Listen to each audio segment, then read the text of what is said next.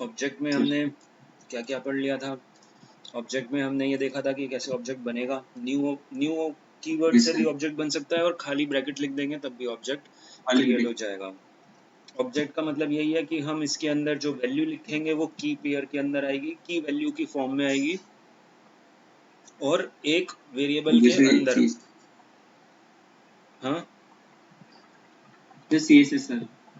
हाँ, एक वेरिएबल के अंदर हम मल्टीपल वैल्यूज लिख सकते हैं। हाँ सेम वैसे ही जैसे की में सीएसएस में लिखते हैं प्रॉपर्टी और वैल्यू, इसमें की और वैल्यू होती है कर्ली ब्रैकेट्स के अंदर, और ये वैल्यू है। तो यहाँ पे हम मल्टीपल वैल्यूज लिख सकते हैं। और अगर हमें प्रिंट करवाना है तो इसके नाम से, यानी कि ये ऑब्जेक्ट डॉट प्रॉपर्टी का नाम लिख देंगे तो उसकी वैल्यू प्रिंट कर देगा। कोई नई प्रॉपर्टी ऐड करनी है तो हमने यहाँ पे पढ़ा था कि हम उसको ऑब्जेक्ट डॉट प्रॉपर्टी का नाम इक्वल्स टू वैल्यू लिख देंगे तो ये प्रॉपर्टी हमारी ऐड हो जाएगी। ठीक है। अगला डिलीट का है। अगर डिलीट करना है तो डिलीट कीवर्ड यूज होगा और यहाँ पे हम लिख देंगे स्टूडेंट डॉट प्रॉपर्टी का नाम, तो वो प्रॉपर्टी डिलीट हो जाएगी। मल्टीवर्ड्स हमने पढ़ा था कि यहाँ पे हम स्पेस भी दे सकते हैं प्रॉपर्टी के नाम के बीच में, लेकिन फिर वो कोड्स के अंदर आएगा। और ऐड करना है तो ऐसे भी ऐड कर सकते हैं। यूजर से इनपुट करवाना है डेटा तो यूजर से इनपुट करवाओ एक वेरिएबल के अंदर, और उसको स्क्वायर ब्रैकेट में लिखेंगे। ये क्या है? ये एक वेरिएबल है, प्रॉपर्टी का नाम है लेकिन ये प्रॉपर्टी वेरिएबल का नाम है। तो यहाँ पे वेरिएबल क्या है? मान लो उसने कंप्यूटर दिया, तो यहाँ पे अब हम सब्जेक्ट नहीं लिखेंगे, कंप्यूटर लिखेंगे, क्योंकि प्रॉपर्टी का नाम यूजर दे रहा है।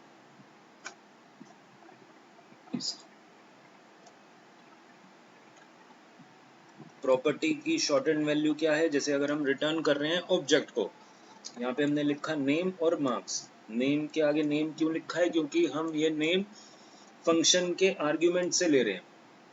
तो जब हम नेम कोलन नेम लेते हैं, ये है ऑब्जेक्ट का नाम यानी कि प्रॉपर्टी का नाम, और ये है वेरिएबल। वेरिएबल के अंदर वैल्यू आएगी। तो यहाँ पे कह रहा है कि आप इसको शॉर्ट में लिख सकते हो, सिर्फ नेम लिख लो। नेम कॉलन नेम की बजाय खाली नेम लिख दो, ये सेम है।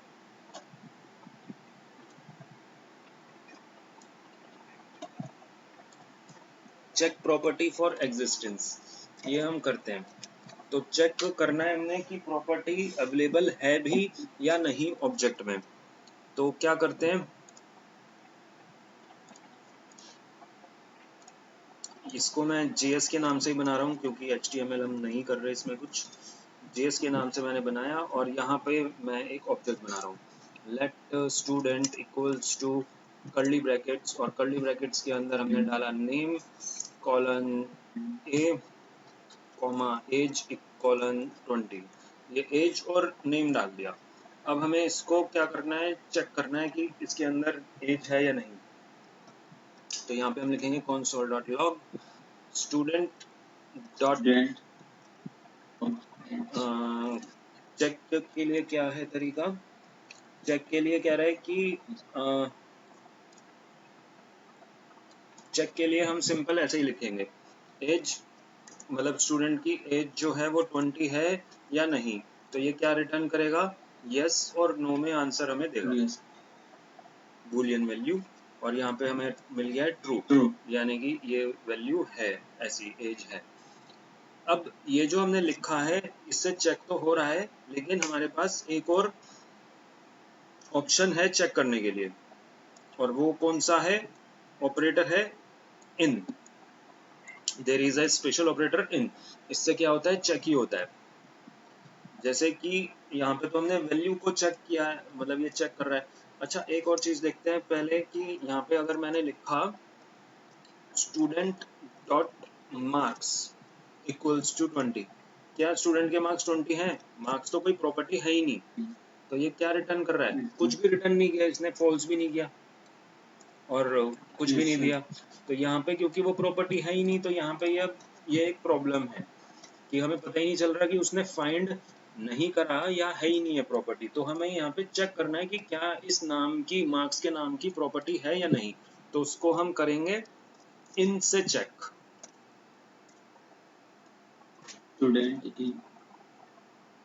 स्टूडेंट डॉट मार्क्स इन आएगा। कैसे है, मार्क्स इन स्टूडेंट, जो प्रॉपर्टी का नाम है, पहले प्रॉपर्टी है हमारी मार्क्स, फिर इन, और फिर जो ऑब्जेक्ट का नाम है वो है स्टूडेंट। तो जब हम यहाँ पे देख रहे हैं, यहाँ पे तो एरर ही आ गया, ये कह रहा है मार्क्स ऐसे नहीं लिखना, मार्क्स को हम और मार्क्स के अंदर वो आएगा, कोड में आएगा। बिल्कुल कोड्स के अंदर आएगा। वैसे तो ये भी कोड्स के अंदर आने चाहिए थे, ये स्ट्रिंग है।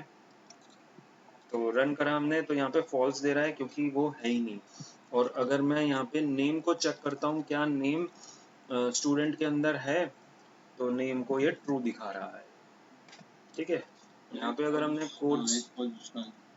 कोड्स के अंदर नहीं लिखा तो भी चल रहा था, ये कोड्स हटाए हमने यहाँ पे और चला रहे हैं तब भी चल रहा है, लेकिन बेस्ट है कि हम यहाँ पे कोड्स दे दें। ठीक है, क्लियर हुआ इनका यूज, कैसे हम चेक कर सकते हैं कि वो इन उसके अंदर है। ओके, फॉर लूप हमने देख लिया था कि फॉर लूप का मतलब है इटरेट करना, यानी कि उनकी वैल्यूज को, ऑब्जेक्ट की को और वैल्यू को डिस्प्ले करवा देगा। For loop, for in loop, इसमें हमें कोई नंबर ऑफ कंडीशंस नहीं देखनी, वो अपने आप जितनी वैल्यू उतनी बार चल जाएगा। फॉर लूप के बाद जो सिंटेक्स है वो है ये वाला, ये कह रहा है कि अगर आपने जो की है वो इंटीजर रखी है, की को वहाँ पे हमने स्ट्रिंग रखा है, लेकिन अगर आप इसको इंटीजर रखो, करके देखते हैं। तो एक हम बना रहे हैं इंटीजर वैल्यूज इन की, लेट कलर लिख देता हूँ मैं यहाँ पे, एक नाम बना रहा हूँ मैं, ऑब्जेक्ट बना रहा हूँ कलर्स के नाम से, इक्वल्स टू, और यहाँ पे मैंने लिखा 1 कॉलन रेड, एक कलर का नाम लिख दिया 1 पे, और फिर मैंने लिख दिया 5 कॉलन येलो, और एक और लिख दिया मैंने 2 पे लिख दिया यहाँ पे ग्रीन ब्लू लिख देते हैं। ठीक है, रेड येलो के बाद आएगा, और यहाँ पे हमने ये लिख दिया। मतलब मैं ये कहना चाह रहा हूँ कि हमारे जो कलर की सीक्वेंस है ये कोई ऑर्डर में नहीं दिया हमने, 1 2 नहीं लिखा, लेकिन जब हम इसको प्रिंट करवाएंगे कलर्स को, तो यहाँ पे क्या होगा, जो नंबर होती हैं वो अपने आप ही सीक्वेंस में ही आती हैं।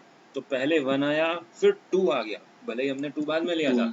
तो इंटीजर की वैल्यू जो है, अगर हमने की को इंटीजर रखा है तो इट ऑटोमेटिकली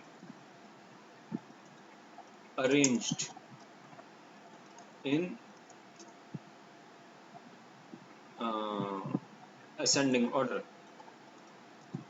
असेंडिंग ऑर्डर में आ जाएगा वो, यानी कि छोटे से बड़े में अपने आप अरेंज हो जाएगा, लेकिन ये केवल नंबर के लिए। ठीक है, तो वही चीज यहाँ पे दिखा रखी है। अगला है ऑब्जेक्ट को कॉपी कैसे करेंगे, चलो वो भी देखते हैं। तो ऑब्जेक्ट को कॉपी करने से पहले हम देखते हैं वेरिएबल को कॉपी कैसे करेंगे। एक वेरिएबल जिसके अंदर वैल्यू है 10, दूसरा वेरिएबल जिसके अंदर वैल्यू है 20, दूसरे वेरिएबल के अंदर हमने a डाल दिया। अब अगर मैं इसको प्रिंट करवाऊंगा a को और b को, तो इसकी वैल्यू क्या प्रिंट होगी बताओ। सर दोनों की 10 ही होनी चाहिए। हाँ, दोनों की सेम ही होगी वैल्यू, तो इसमें तो कोई डाउट ही नहीं है, लेकिन मैंने क्या कर दिया, b की वैल्यू को 20 कर दिया। अब बताओ क्या प्रिंट होगी।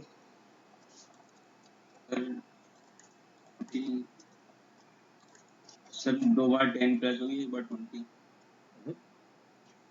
सर यहाँ पे क्या वैल्यू प्रिंट होगी, यहाँ पे बताओ, यहाँ पे क्या प्रिंट होगी वैल्यू, 10 हो रही है सर। 10 सर यहाँ पे होनी चाहिए सर, क्या होनी चाहिए, 10 क्यों, हमने 20 तो बदल दिया सर। 20 सर ये इससे नहीं बदला जाएगा, क्यों नहीं बदला जाएगा, वेरिएबल के अंदर नहीं है। अरे वेरिएबल के अंदर है भाई, देखो यहाँ पे हमने a में 10 डाला है, b में भी अच्छा वही डाल दिया जो a में है, यानी कि दोनों में 10 आ गया है। फिर बी में हमने बदल दिया, तो क्वेश्चन ये है कि बी में तो बदलेगा, ए में बदलेगा या नहीं बदलेगा?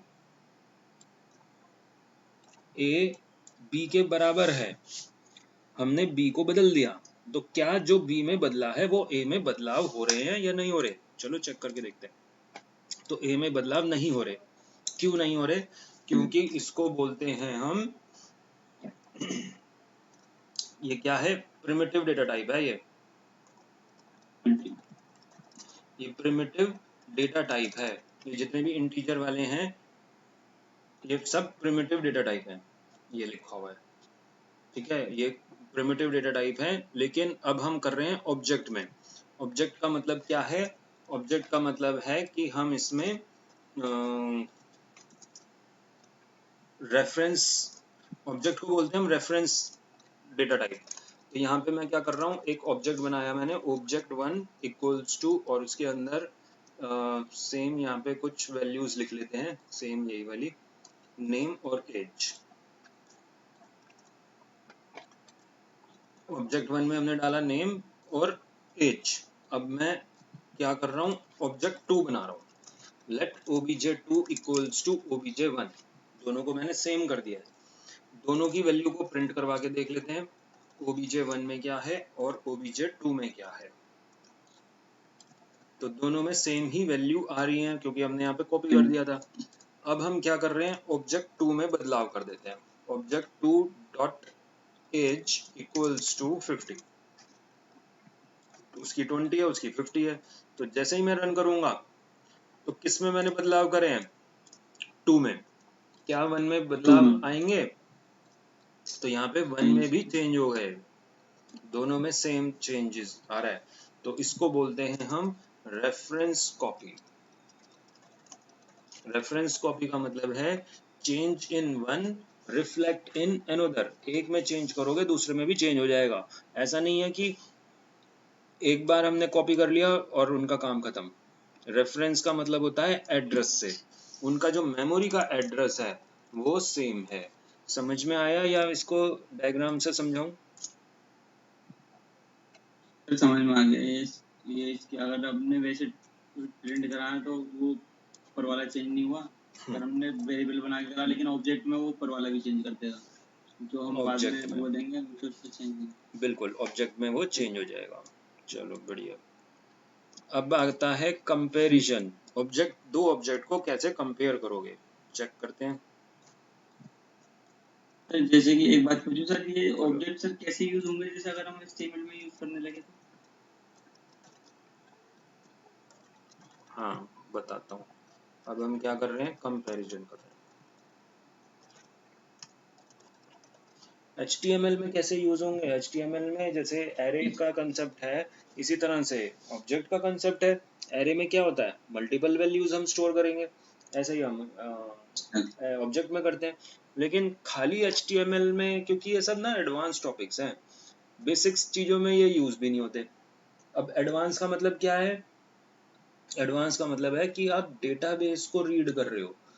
जैसे डेटाबेस है, डेटाबेस में हम स्कूल का ही डेटा मान लेते हैं, तो स्कूल का डेटा में क्या है, उसका नाम है, एज है, वो सारी जो डिटेल्स है। तो वो जो तुम डिटेल्स फैच कर रहे हो डेटाबेस से, वो डायरेक्ट प्रिंट नहीं करते, वो हम ऑब्जेक्ट में स्टोर करते हैं। और फिर ऑब्जेक्ट को प्रिंट करवाओ, फिल्टर करवा दो कि भाई सेलेक्टेड रिकॉर्ड्स हो, या वो नाम रिकॉर्ड वो स्टोर हो जिनकी मार्क्स 80 से ज़्यादा है, मतलब फिल्टर वगैरह करना है। तो वो हम डेटाबेस का जो डेटा है वो हम रीड करते हैं और उसको फिर ऑब्जेक्ट के अंदर डाल दें और फिर ऑब्जेक्ट को प्रिंट करवाएंगे। बजाएगी। कोई एक क्वेश्चन HTML से भी करा दो तो उसका समझ में आ जाएगा हमारे भी। HTML से करवा देते हैं, ऑब्जेक्ट का HTML के साथ करवाते हैं। सही है, ठीक है, बन जाएगा। चलो पहले इसको कंप्लीट करते हैं। लेकिन तो कंपैरिजन ऑब्जेक्ट क्या है? कंपैरिजन मतलब दो ऑब्जेक्ट को कंपेयर करना। अब मैंने यहाँ पे एक ऑब्जेक्ट बना रखा है, अब हम यहाँ पे एक और ऑब्जेक्ट बनाते हैं। ये हमारा दूसरा ऑब्जेक्ट हो गया, और एक और ऑब्जेक्ट बनाते हैं, late obj3। Equals to obj1। तो ये बताओ ऑब्जेक्ट 1, 2 और 3, ये तीन ऑब्जेक्ट हैं, क्या तीनों सेम हैं अलग अलग हैं?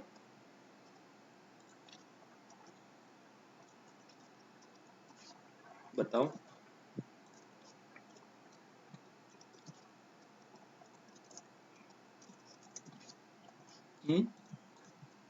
चेक करो। सर हम्म वाले दो तो सर सेम है। सेम है, और 3 वाले में क्या है? सर वही है जो 1 में है। 3 वाले में सर ये, जी सर सेम है ये। तीनों सेम आ रहे हैं, लेकिन देखते हैं इसका आंसर क्या आ रहा है। तो पहले में फॉल्स दिखा रहा है, ये कह रहा है 1 और 2 आर नॉट सेम।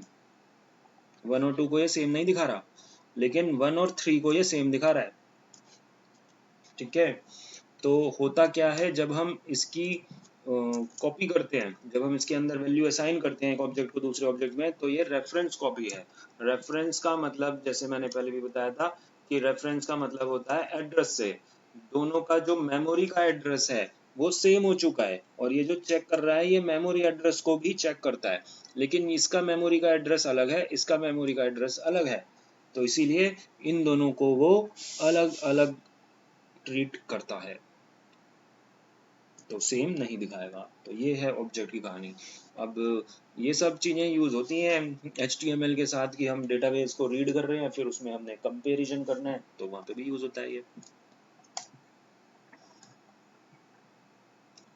ठीक है, अगला जो टॉपिक है वो क्या है? Delete object. ऑब्जेक्ट को अगर हमें डिलीट करना है तो कैसे करेंगे, देखते हैं डिलीट कैसे करेंगे। इसको हटा देते हैं, और यहाँ से हम ले लेते हैं ये वाला ऑब्जेक्ट, एक ऑब्जेक्ट, और इसको हमें करना है डिलीट। तो डिलीट के लिए हम क्या करते हैं कि मुझे एक और ऑब्जेक्ट भी बनाना होगा, late obj2 equals to obj1। तो दोनों ऑब्जेक्ट सेम है, अभी हमने पढ़ा कि दोनों ऑब्जेक्ट सेम है। अब मैं क्या कर रहा हूँ, ऑब्जेक्ट 1 को डिलीट कर रहा हूँ, तो डिलीट करने के लिए इसमें सीधा सा ऑप्शन होता है कि नल डाल दो। अब मैं अगर ऑब्जेक्ट 1 को प्रिंट करवाऊंगा तो वो क्या करेगा, ऑब्वियसली नल करेगा, क्योंकि वो डिलीट हो चुका है, तो नल वैल्यू आ गई। लेकिन क्या अगर हम ऑब्जेक्ट 2 को प्रिंट करवाएंगे तो क्या होगा? तो ये, क्योंकि हमने पढ़ा था कि ये रेफरेंस है, तो रेफरेंस के लिए, रेफरेंस का मतलब था कि अगर हम चेंज कर रहे हैं कुछ तो दोनों में चेंज होंगे, ऐड कर रहे हैं एक में तो दोनों में ऐड होंगे, लेकिन नल लिख दिया अगर हमने तो ये केवल एक में ही नल आएगा, दूसरे में नल नहीं आएगा। दूसरे में क्या आएगी, वैल्यू एज इट इज आ जाएगी, उसकी डिलीट नहीं होगी। नल का मतलब ओनली उसी में डिलीट होगा जिसमें हमने नल लिखा है, दूसरे में नहीं आएगा। तो ये एक और तरीका है डिलीट करने का ऑब्जेक्ट की वैल्यू को, इस तरह से हम डिलीट करते हैं। अगला लिखा हुआ है कि ऑब्जेक्ट के अंदर हम फंक्शन को भी डिफाइन कर सकते हैं। ऑब्जेक्ट के अंदर सिर्फ वेरिएबल्स नहीं आते, यहाँ पे एक वेरिएबल लिखा हमने property colon value, property colon value, लेकिन ऑब्जेक्ट के अंदर हम फंक्शन भी डाल सकते हैं। तो क्वेश्चन है create function inside object. Object के अंदर हमें फंक्शन बनाना है, तो क्या लिखेंगे, लेट obj1 इक्वल्स टू, और यहाँ पे हमने लिखा कर्ली ब्रैकेट, और फिर से वही सेम चीज, नेम इक्वल्स टू js कर देते हैं इस बार, नेम एज इसकी 20 ही रहने देते हैं। और अब मुझे एक फंक्शन बनाना है, तो फंक्शन बनाने के लिए क्या लिखेंगे, सीधा फंक्शन का नाम लिख देंगे। चलो मैंने यहाँ पे डिस्प्ले के नाम से एक फंक्शन बना दिया, फंक्शन के आगे ब्रैकेट तो लिखते हैं, और इस फंक्शन की बॉडी भी होती है, तो हमने यहाँ पे कर्ली ब्रैकेट में क्या लिख दिया, इसकी बॉडी लिख दी, यहाँ पे कॉमा नहीं आया, तो बॉडी लिख दी। और बॉडी में क्या करवा रहे हैं हम, कुछ करवा दो कि मैसेज प्रिंट करवा दो कंसोल डॉट लॉग करके, I am function, I am display function. ठीक है जी, तो ऐसे हमने फंक्शन भी बना दिया। और अगर इसको अब कॉल करना है तो obj1 dot console dot log करके और इसको प्रिंट करवा दो, obj1 को करवा देते हैं, तो वो सारी की सारी वैल्यूज प्रिंट हो जाएंगी जैसे हमने स्टोर करी थी। लेकिन हमें सिर्फ फंक्शन को कॉल करना है तो ऐसे कॉल कर सकते हैं, खाली फंक्शन के अंदर जो स्टेटमेंट थी वही आ रही है। अनडिफाइन क्यों आ रहा है? क्योंकि फंक्शन को ब्रैकेट्स कैसे है इसमें,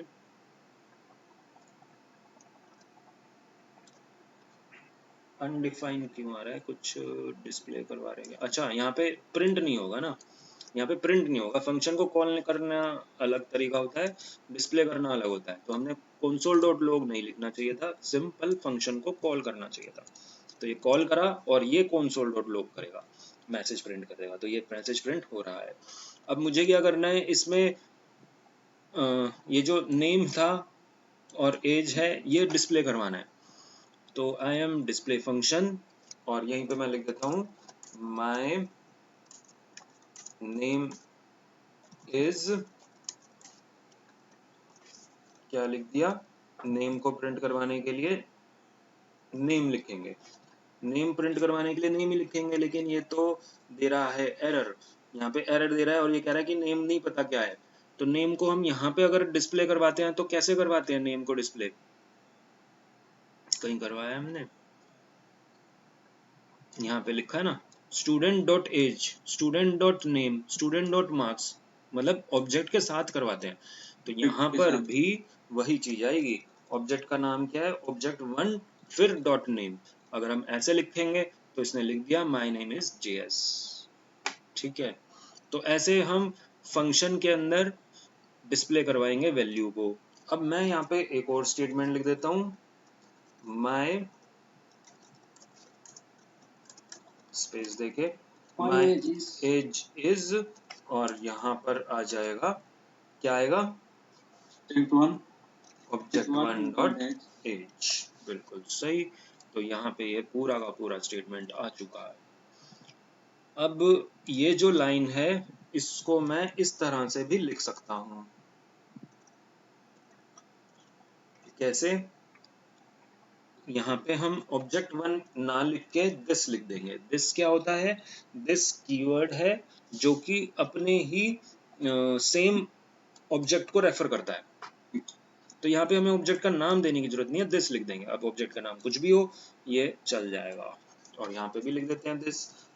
ऑब्जेक्ट वन से भी चल जाएगा और दिस से भी चल जाएगा। ज्यादातर जो इजी तरीका है वो दिस वाला है, जैसे हमने अभी पास भी किया था गेम वाले में, डेविल वाले गेम में दिस को पास कर दिया था। तो वो उस पर्टिकुलर इमेज को पास कर रहा था जिसपे हमने कॉल किया है, जिसपे हमने क्लिक किया है। तो दिस का काम था ये। तो इसमें और क्या क्या चीजें हैं? तो यहाँ पे हमने देखा दिस कीवर्ड, दिस को कैसे यूज करना है, बस इसके अंदर केवल इतना ही है। और यहाँ पे एक दिखा रखा है कॉल करने का तरीका, जिसको हम नेम लिखेंगे तो ये नेम मतलब डिस्प्ले किया है और इसके अंदर वेरिएबल लिया है। वेरिएबल के अंदर कैसे कर दिया? दिस स्क्वायर ब्रैकेट ए में क्या है? नेम है, तो नेम रिटर्न कर देगा ये। क्लियर हुआ ऑब्जेक्ट?